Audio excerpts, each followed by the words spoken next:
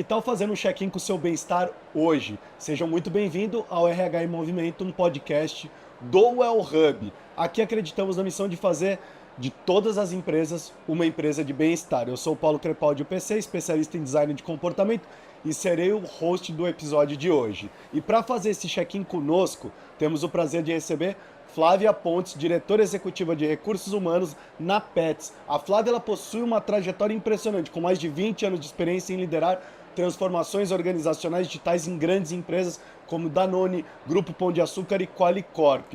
Flávia, seja muito bem-vinda. Muito bom estar aqui com você, obrigado.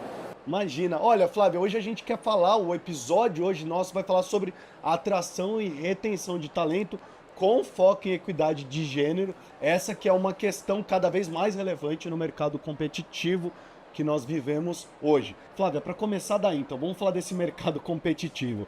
Quais estratégias você considera mais eficazes para atrair e reter talentos, especialmente quando se trata de garantir o bem-estar dos colaboradores? Acho que nada mais é mais eficaz do que uma estratégia pautada na cultura organizacional. Hoje na Petz, a gente tem uma cultura de diversidade e inclusão muito forte. E boa parte dos colaboradores nos disseram isso. Nós fizemos uma pesquisa e 98% dos colaboradores acreditam que a gente tem um ambiente diverso e inclusivo. Ou seja, quase todo mundo acredita que a gente tem esse ambiente positivo. E eu acho que essa cultura, ela fala por si só na hora de atrair talentos. Hoje, nós temos mais de 54% de mulheres na nossa companhia. E nada melhor do que a mais antiga forma de comunicação, que é o boca a boca. Então, as pessoas falam muito bem e essa é uma forma de atrair novos talentos para a nossa organização. Uhum. Agora, conta um pouquinho, como isso se alinha a uma estratégia de vocês de bem-estar, de saúde, qual que é o impacto disso? Nesse ano, na verdade, nos últimos 2 anos, que é quando eu comecei a minha trajetória na Petz, a gente elencou uma série de programas de bem-estar dos colaboradores. Porque muito mais do que falar para fora, é fazer para dentro. Então, vou citar alguns deles. A gente tem o Amor de Mãe, a gente tem a própria Well Hub como um benefício. A gente lançou no último ano 8 novos benefícios voltados para o bem-estar. Então, esse Amor de Mãe são para as mulheres grávidas, porque com 54% de mulheres no nosso quadro, imagina quantos bebês não nascem por mês. A gente tem um programa de crônicos, onde o colaborador que tem algum tipo de doença crônica, a gente não espera que ele fique doente. A gente faz um acompanhamento para esse bem-estar. E no último ano, a gente tem feito muitas ações voltadas para a prevenção. Eu acho que a chave de um processo de bem-estar, de saúde mental e saúde física é a prevenção. A gente tem discutido muito isso, e para quem está nos acompanhando, vocês vão perceber nos outros episódios, a gente fala muito, e todo mundo tem falado dessa coisa da importância de se comunicar para dentro, que é um ponto que você trouxe agora. Como é que vocês comunicam esses benefícios, por exemplo, o Well Hub? Porque é importante você engajar também o colaborador e ele entender, né, como usar, o que tem disponível para ele utilizar, né, o que a plataforma oferece, porque para gerar esse impacto positivo organizacional. Eu acho que nada mais poderoso do que o acompanhamento. Hoje a gente acompanha quantos cliques por e-mail a gente tem por colaborador. Sim. De um ano para o outro, a gente aumentou Nas 454% das comunicações internas. 454%? Em cliques. Então, para cada e-mail que a gente manda, a gente olha quantas pessoas abriram esse e-mail. E acho que esse é um tema fundamental, como que você comunica e a forma como você comunica. Então, se é um tema importante, eu vou comunicar no dia que é mais importante. E o bem-estar dos colaboradores é um dos temas mais importantes para a gente. Genial, genial. Você trouxe um dado que eu queria tocar muito nesse ponto, né? Para mim, é inspirador saber que 54% do quadro de profissionais da PET são mulheres, né? E mais, eu tenho um dado aqui que me passaram que 44% ocupam cargos de liderança, o que é incrível. Também olhando esse cenário que a gente está vivendo, né? Estamos vindo agora de uma Olimpíadas onde as mulheres brasileiras se destacaram no quadro de medalhas. Um momento que a gente vive também do empoderamento das mulheres, né? Em vários setores. Então, na arte, no cinema, na música, né? No esporte, ou seja, esse destaque. Como vocês lá na Petz abordam a equidade de gênero em suas políticas de atração e retenção de talentos? Eu acho que muito mais do que política é o exemplo. Hoje a gente tem no C-Level da Petz 3 mulheres e 2 homens. 3 mulheres. Hoje eu tenho o certificado de mulheres em conselho. Então eu tenho a presença de 2 conselheiras mulheres. E a gente fala muito que, muito mais do que eu fazer um programa, é eu mostrar que a gente tem um ambiente favorável para as mulheres. Mas só isso não basta. Exato. Então a gente tem feito programas voltados com intencionalidade para a formação de líderes mulheres, porque o varejo era conhecido por um mercado muito masculinizado. E nós somos uma empresa de varejo intensivo. E hoje quase 50% das nossas líderes são mulheres. Então a gente tem feito programas de formação, a gente tem feito programas de intencionalidade de contratação, mas muito mais do que qualquer um desses programas é mostrar para as pessoas que elas podem e que elas conseguem chegar num cargo de C-Level sendo mulher, porque eu sou uma delas. Então eu posso contar isso com cadeira cativa. Verdade. E eu queria que você até contasse um pouquinho dessa sua experiência, Flávia. Como é que foi para você chegar na Petz e ver esse movimento de equidade? Isso muda o impacto no bem-estar? Impactou você no teu bem-estar, no entendimento? E aqui a gente está falando não só do bem-estar de saúde física, mas mental, do ambiente em que você convive. Eu acho que muda muito mais as políticas que a gente faz e os programas de RH. Tá. Né? Quando você tem uma empresa onde a maioria é feminina, você tem que trazer uma particularidade num programa.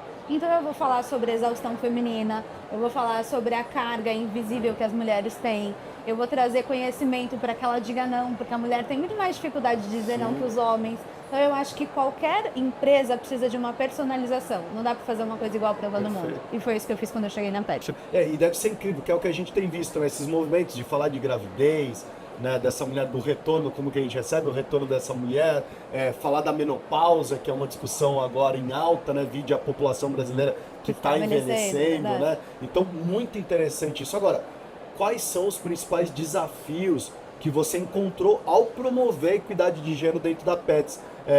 Porque é muito interessante, as pessoas querem ver assim, não deve ser fácil também, né? Nunca é, né? Até porque, como eu falei, né, o varejo ele é intensivo de mão de obra, mas ele também é intensivo de carga horária. Sim. As nossas lojas funcionam 7 dias por semana. E aí eu acho que muito mais do que a gente falar sobre a mulher no varejo, e acho que esse é o principal desafio, é você conseguir ter uma gerente de loja, que é hoje o meu principal cargo, onde a gente olha para ter mulheres. Eu tenho 259 lojas no país. Então hoje eu preciso de, no mínimo ali, metade mulher. Eu sempre brinco, se a gente tiver metade, eu já estou feliz. Né? Porque esse é o retrato dos nossos colaboradores, é o retrato dos nossos clientes. E estão chegando nisso? A gente já está quase lá. Olha já só. Estamos em 44. Olha, excelente. Então já estamos no caminho. Então acho que o ponto principal é como que eu levo para ela esse conhecimento e falo, dá certo. Você vai conseguir equilibrar.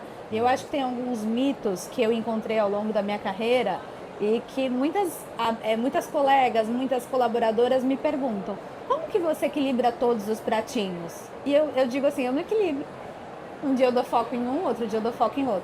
Eu acho que esse é o principal ponto de uma mulher que quer seguir uma carreira executiva. Tratar as culpas, porque a mulher já nasce culpada, e conseguir ter a consciência de que ela não vai conseguir equilibrar tudo. Um dia vai dar foco numa coisa, outro dia em outra. Agora, como é que vocês estão superando esses desafios lá dentro da Petz? Eu queria ouvir um pouquinho, Flávia, dessa superação, porque os desafios existem, como você colocou, mas é importante também a gente destacar assim, como é que se supera, se pudesse trazer exemplos ou iniciativas, principalmente nesse contexto que a gente está discutindo aqui, que é o bem-estar e desenvolvimento desses colaboradores. A gente tem feito uma academia de liderança muito forte, então hoje todos os líderes da Petz passaram por uma formação extensa que tem não só práticas de gestão de pessoas e gestão de negócios, mas também de bem-estar do colaborador, porque os líderes são aqueles que impactam efetivamente a vida dos colaboradores. A gente fechou essa academia aqui que a gente está falando, treinamento, não é? Também podia ser, né? Uma academia de todo dia, mas não, é uma academia de formação de líderes, onde a gente fechou com o NPS de 98 de aprovação. Então os líderes entenderam que aquilo realmente era necessário. A gente tem feito programas de mentoria específica para as mulheres, para as líderes mulheres. Em outras frentes, né, de bem-estar, a gente tem colocado, por exemplo, um programa de formação de recepcionistas para 50+, que é uma outra vertente do nosso programa de diversidade. A gente viu que nos nossos hospitais, hoje a Petz conta com 14 hospitais, e nos nossos hospitais as recepcionistas que tinham 50+, atendiam um cliente com muito mais carisma, com muito mais atenção, só que elas tinham uma dificuldade, elas não sabiam mexer nos nossos sistemas. Sim. Então, o que a gente fez? A gente fez um programa onde a formação inicial é informática. E a gente está unindo o útil ao agradável. O letramento delas. Exatamente. Que genial.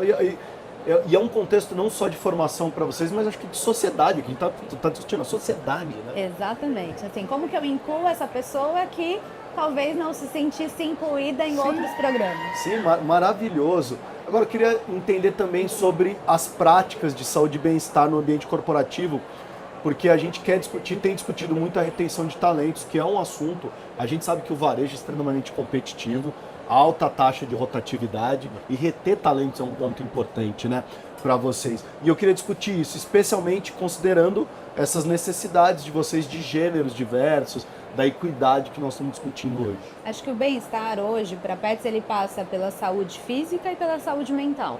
Na saúde física, a gente tem feito uma série de iniciativas voltadas para melhoria de produtividade, para olhar doenças crônicas. A gente tem feito com os nossos parceiros de saúde palestras de conscientização, porque muitas vezes o colaborador ele nem sabe que ele pode ter algo.